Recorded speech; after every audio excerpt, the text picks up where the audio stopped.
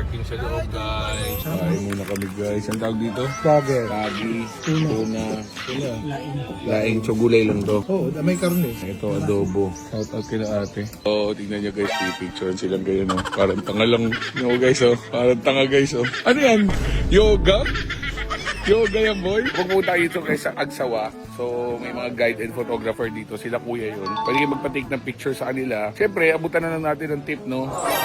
Parang tanga lang, eh, oh. Wow, galing, boy. Oh, ang lakas mo, boy, ah. Para kasi Miyerkules din, ah. Ang galing, ah. Galing. Yeah, thank you, ah. Kuya, si Kuya John, ang ating photographer dito sa Cagsawa Ruins. Hanapin niyo siya, guys, sa pagaling mag-picture.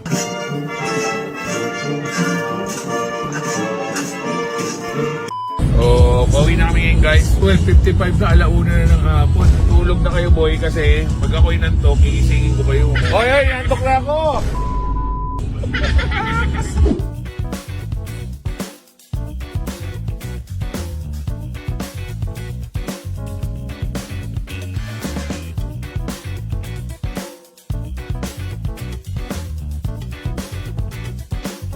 Sa awa ng Diyos, nakauwi rin tayo dito. Indian Scout Bobber. Ito yung GSA 1250. Soon for sale, guys. Kung may mga binibenta po kayong second-hand big bikes, second-hand na kotse, message nyo po ako. Jetlaw Rider po ito. Ride safe and God bless.